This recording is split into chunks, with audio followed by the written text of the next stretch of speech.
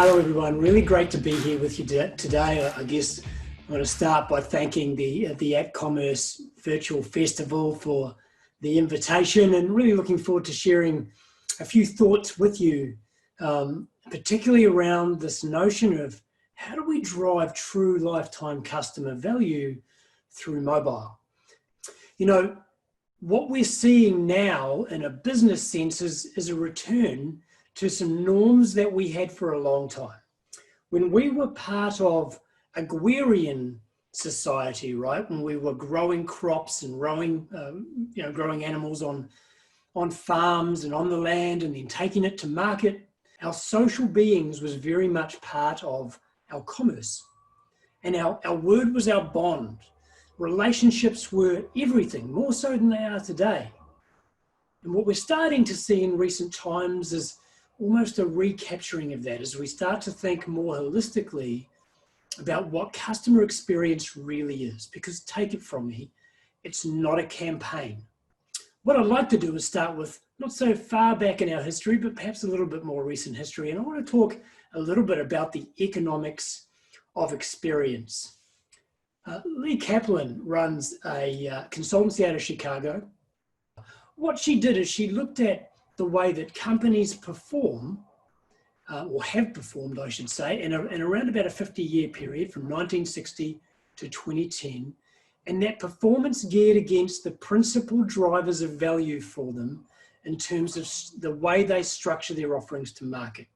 So what she found, first of all, as you can see here, is that companies that effectively traded on commodity type value propositions really just increased in value along with commodities at about the rate of inflation. Now, that's not news to anyone. Commodities always increase at the rate of inflation. What she found, though, is that the price of goods, or companies that were trading primarily in products, only really broke away in our quite recent history. Now, what you're seeing there, I've called it goods on the slide, but what you're really seeing is the rise of convenience. As we became more connected and perversely more time poor, we really started to value convenience brands, products that could move the needle faster for us, products that could save us time in both our personal and our professional lives. If you look at the share price of a company like 7-Eleven during this period, that tells you a story. Now, if you go back a little bit before then, there's this thing that some people call the services revolution. It's not really. The true services revolution happened around about the 1950s. But what we were seeing here as companies that traded on services broke away was actually more about what we're seeing in the marketplace today. This happened sort of late, mid-80s really, when we saw companies that figured out that actually they could differentiate their goods, their products, in the services that they wrapped around those products. And what they started doing was trying to create better experiences, right? Now, companies that really figured this out though, they began to realize that if you could insert that principle of great experience into as many touch points as possible in the customer journey, then those are what I and many others call experience brands. And as you can see in Kaplan's study here, they really broke away in terms of company valuation, in terms of performance. Now, that's great. That study ended 2010. We're a decade on from that, right? So it begs the question, what has happened since? Well, the last decade has been a phenomenal decade in societal and technological evolution. In 2012, we reached 2 billion internet users. Now, that has a lot of context when you understand that in 2007, we only had 1 billion. So in that 5-year period, we doubled our number of internet consumers and way more than doubled our internet consumption. And in the same year, 2012, cloud computing became mainstream. Now, when you think about the way that we deliver services and the way that we run things like mobile apps, you know that cloud computing becoming mainstream was a really important event. So internet was exploding. Now by 2015, of course, this audience will probably know that we started consuming all that internet on our mobile devices more than we were on our PCs. So we had the rise of two epic megatrends. We had internet and we had mobile. And what that did is it paved the way for these guys. Now, what most people don't understand is that a platform like Google or the social media companies absolutely revolutionized the way that we think about consumption behavior. It completely changed macro consumption. It completely changed the psychology of consumption. Now, when you get into the psychology of consumption, you'll start reading a lot about this stuff. Now, bias is really important to understand. We've been studying human bias since the 1970s. There are 175 known human biases, but really interestingly, today in our consumption behavior, it is dominated by three dominant biases. And you've probably all heard of these. The first is confirmation bias, right? That's just that simple propensity to see any information as evidence of an opinion that you already hold, right? So I saw a tweet once that said, 20 inches of global warming landed in my backyard last night. So for the author of that tweet, because it snowed, that disproved climate change for them, right? Confirmation bias. The second one is Dunning-Kruger effect. Now, Dunning-Kruger effect is basically just a superiority complex. What happens now as consumers, we just decide that we know more than everyone else. We know more than the brands. And this has been an interesting shift because when you go back not that far in our branding and our marketing worlds, there was a disproportionate weighting of control with brands because consumers just had to rely on the messaging given to them. But as this shift took place, as we started getting more and more connected, more and more informed, and perhaps more woke, what happened is we just decided that we knew more than brands, right? So it kind of plays like this. You could be a thought leader. You could be the CEO of your business. You could be globally renowned as the guy or the girl that invented your entire category. But get this, a prospective customer on Sunday morning for 43 seconds read an article all about your industry. They didn't even finish it. But as far as they are concerned now, they know more than you. Welcome to Dunning-Kruger.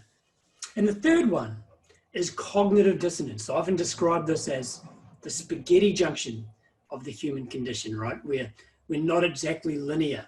So our biases contradict the things that we think about our preferences, the things that we say that we like, and the things that we do, and the reasons that we give for doing things. Our biases are constantly challenging that.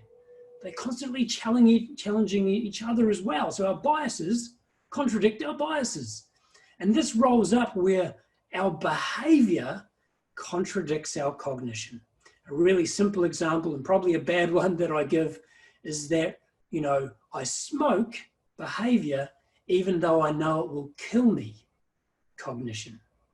Now, when these biases wrap up and they merge together, one of the things that we've seen is the rapid movement of belief systems, right? Belief systems and worldviews. So today, consumers decide what they will follow, what they will buy, and what they will believe in based on how it makes them feel. We don't care about data anymore. Let me show you something. This is the comparative view between the scientific community and the mass general public.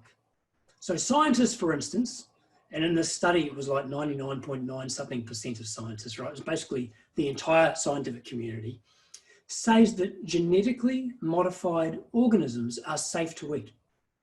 But less than 40% of us agree with them, as if we have a basis to disagree with them. What's happening there is that when you think about it, there's a whole bunch of folk that go, I want my vegetables to be al natural, right? I don't want them to be some science experiment. I don't want to eat a petri dish. I don't want you to serve something up to me and my kids at dinner time, which is sort of the result of some, genome sequencing freaky idea.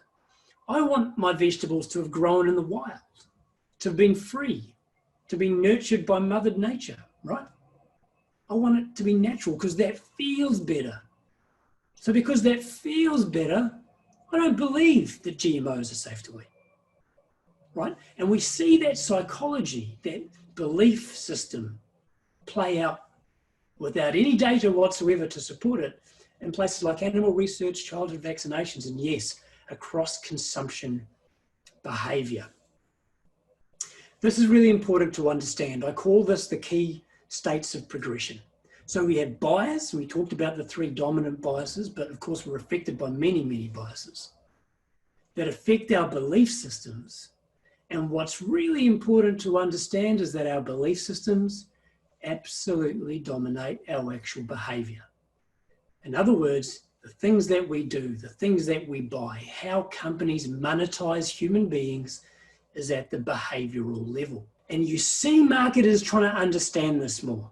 You see them talking more about personalization. Here's the problem with personalization as it is often thought about today. It is thought about from a marketing lens. Now, marketing is traditionally about frequency and reach, right? In other words, it's about messaging. So you will see posts. I actually read one the other day that was talking about the great challenge of personalization is that similar brands can have different messaging, as if messaging is the issue in personalization. Listen, marketing is an acquisition profile program. What that means is it's a short burst or a short period of time at which it's looking to attract and acquire customers. That is not about relationship, that's acquisition. Personalization is about relationship. Personalization is about lifetime customer value. Personalization is about intimately knowing your customer. And there is no other technology that delivers some of the promise of personalization that mobile does. Let's look at what this really means. So in the way that we've traded, right, typically that's been, particularly through the industrial era, as we moved off the farms and into offices and we saw the rise of more mass scale retail, it was all about our physical interactions with customers, whether that was in a retail setting or whether it's around the relationships that your sales reps might have out on the road with your B2B customers. And then as the internet exploded, we saw the rise of commerce, right? E-commerce platforms. Now, the way that that is thought about today is still very much in isolation. The people that run our physical experience or our physically based interactions with customers are typically not the people that run our digital channels or our e-commerce, for example. They're different people with different thinking and different metrics and different skill sets. And in effect, in many businesses, what you see is they built a firewall between those two functions. But think about that for a moment. It's the same human beings trying to interact with the same brand entity. It's kind of like having your arms attached to one nervous system and your legs attached to another one. Forget pole vaulting, you'll be lucky if you can walk. And that's what brands have kind of done to themselves in many categories. But here's the power of mobile. What it does is it traverses those two worlds. You have a physical device in the pocket of a human being, meaning that they are connected where they are in that physical context. But that device is also the source of their 24/7 connectivity to an online and a digital world. Mobile traverses those two worlds. It gives us all kinds of opportunities when we start thinking about it as a connector. The other thing that mobile's done is this. It's changed journey constructs. It used to be that in the marketing department, the CX organization, the store managers, the merchandise managers, etc., that they controlled the journey that a customer took. But that's not the case anymore. In our hyper-connected world, customers now own the customer journey. After all, it's called a customer journey because it's their journey. It's not ours. So mobile firstly traverses these two worlds, and secondly, it's put far more power in the customer's hands. I want to introduce you to a guy named Steve, and I'm going to tell you a story about Steve that you've probably heard before. In this instance, Steve's 13 years old. He's on his way home from school. Now, there's a 7-Eleven up the road, and Steve's about to rock through a geofence, right? And so his phone's going to buzz, and it's going to say, "Hey, Steve, would you like a Slurpee at half price from your good friends at 7-Eleven?" Now, they did that because, A, Steve's got the app, so they know that, that Steve likes Slurpees because they've got his buying history. They know what his age is. They know because the mobile's in his back pocket and it's connected that it's between, say, 4 and 5 p.m, so he's likely to be on the way home from school, right? And the temperature's above 29 degrees. The mobile tells it that as well, and so it's going to offer him a Slurpee. Now, if Steve was triggering that geofence at, say, 8 a.m, maybe it would offer him a hot chocolate at half price. And if the temperature was under, say, 13 degrees, maybe it was going to offer him a meat pie to warm him up as well. Data-based mobile marketing. Now, that is pretty much the case study or a version of that story that we have heard at mobile conferences for the last 6, 7, 8 years. When we're talking about that, we're talking about high cognitive engagement. In a design sense, we talk about that as being a high cognitive load. In other words, we're taking a proposition to Steve, we're asking him to think about something and act on it. It's messaging, it's triggering his higher cognitive state. But mobile is so much more than that. Let's take a look at Steve now. Steve is sort of 10 years later. He's met a girl, and yet again, she's taken him on a shopping trip. And as you can see, Steve is delighted to be in another waiting room as she tries on more clothes in the fitting room.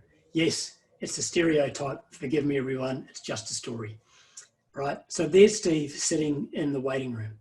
His phone beeps. "Hey, Steve, I can see you back. Do you want a coffee while you wait?" Swipes right. "Sugar with that? Milk?" Swipes left. "Cool. See you in 3 minutes." Now, one of the major things about mobile is its navigation. It's gesture-based navigation.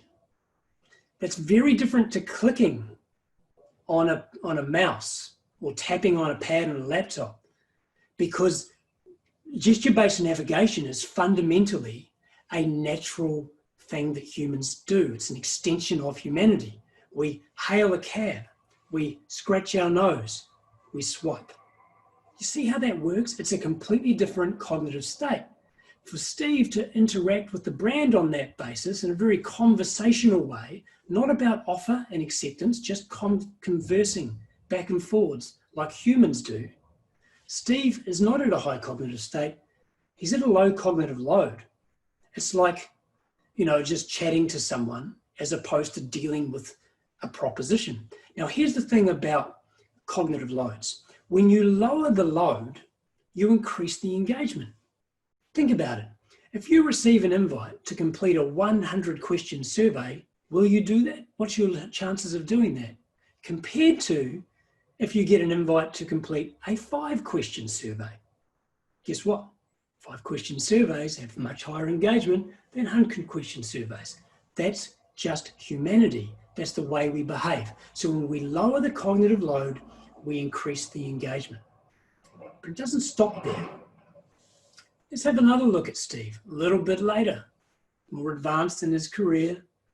In this case, Steve's cruising around a store, right? He might walk into that store and the guy behind the checkout goes, "Oh, hey, Steve, how you going?" Now, it's a Levi's store, and there's history of Steve's purchasing, right? And that happens to have popped up in the iPad held by the shop assistant. That's how they knew his name in the first place. And they go, "How's those 501s working out for you? It's been a while since you've been in." Personalizing the interaction. Steve's a little surprised. He makes the usual small talk and he continues to wander around the store. Now, the digital display in the store picks up the fact that that's Steve, because again, Steve's got his mobile in his back pocket, right? That's how the cashier was triggered. The offer on that digital display comes up. Perhaps it's the preferences they already know about Steve.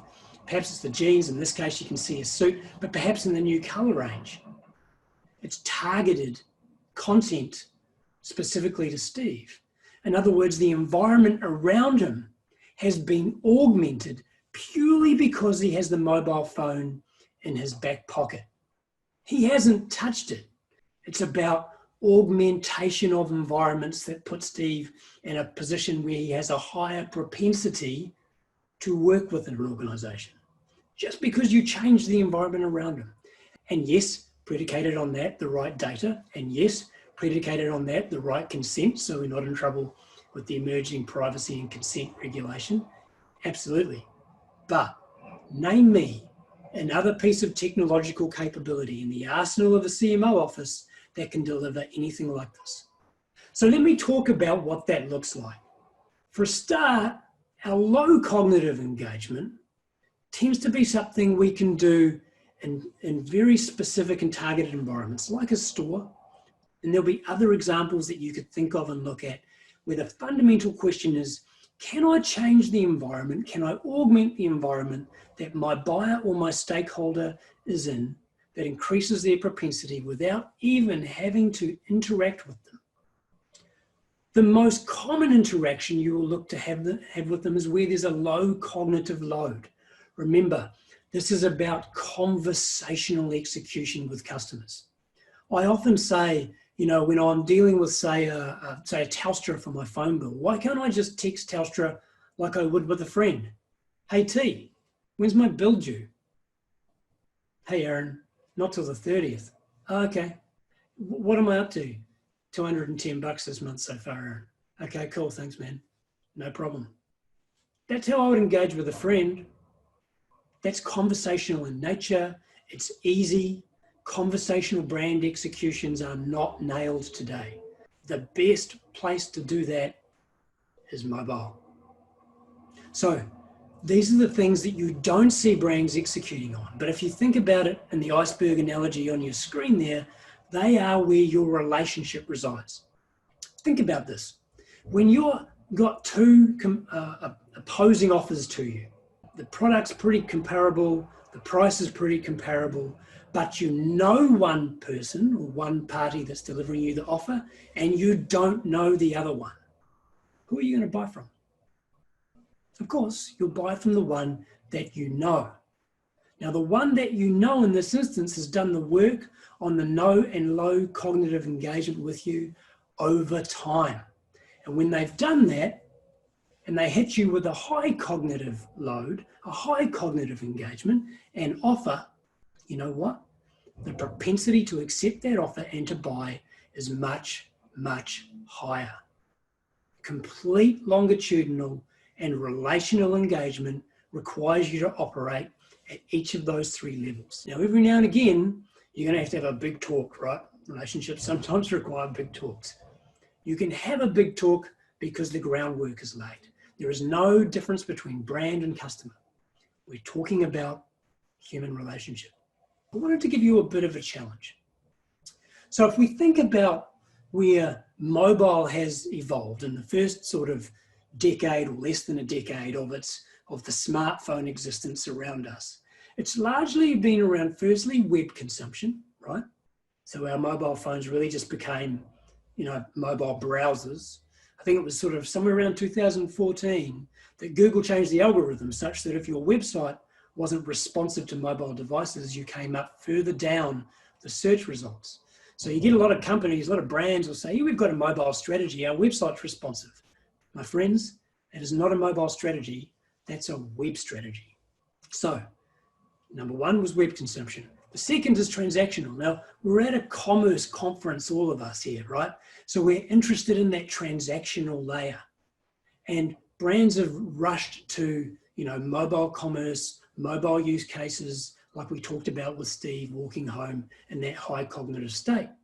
They tried to make sure their websites and catalogs and their e-commerce sites are viewable in mobile screens.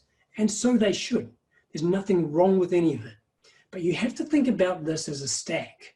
And one of the things we haven't nailed, despite the immense promise of mobile, is this question about how we recapture the humanity of mobile. Because when we capture that, what will happen is we will grow far more powerful and longitudinal relationships with our customers. So here's that challenge. If the first sub-decade was around web consumption and transactions, what does the next wave look like? And I want to propose there's 3 areas, and we've covered them today. The first is, in your mobile strategy, you've got to be thinking about the role that it plays as a connector between your online and physical worlds. A lot of people love to talk about the retail experience that Apple gives. Guess what? I don't agree. Apple is a mobile company that owns not only the devices, but the ecosystems, the operating systems and such like. So when a customer walks into an Apple store, Apple should instantly know who they are. They should know what device they have, what version of iPhone you have. So if you're looking for a new screen cover and you walk in and you say to the dude, I'm looking for a new screen cover, A, they should have greeted you by name in the first place, if you're really part of the Apple family, and B, you go, yeah, wait here, man, I'll go get it for you. Why are you lining up to look on the wall to try and find the screen cover that fits your phone? They know what phone you've got. They can get it. And then when you leave, where's the Uberization of that experience? You should just walk out. It gets charged to your account. You're done. That's what a true mobile experience would feel like, where you are connecting the online and the physical world. I don't see many brands that have nailed that down at all yet. So if you're in retail, have a think about that. But there's lots of other examples that you can think about in terms of how you connect the online and the physical world, because only mobile offers that opportunity.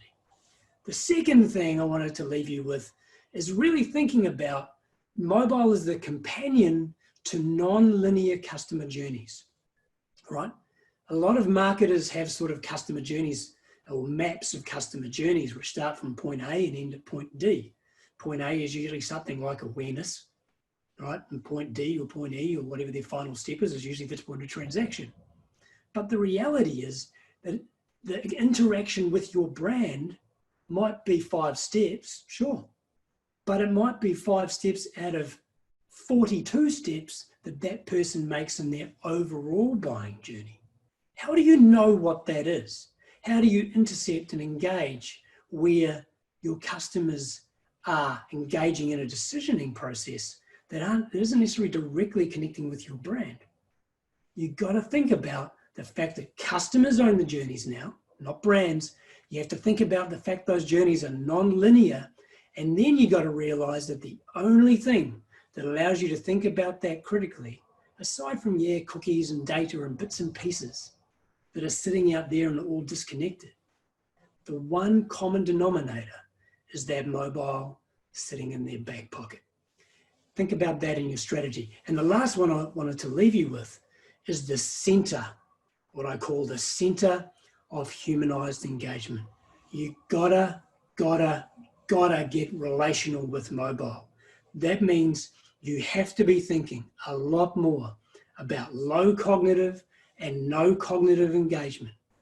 Being conversational, being constant, being present, being relevant, where people are, doing what they are doing in the context in which they are doing it. There's only one device in their back pocket that picks up on all of that.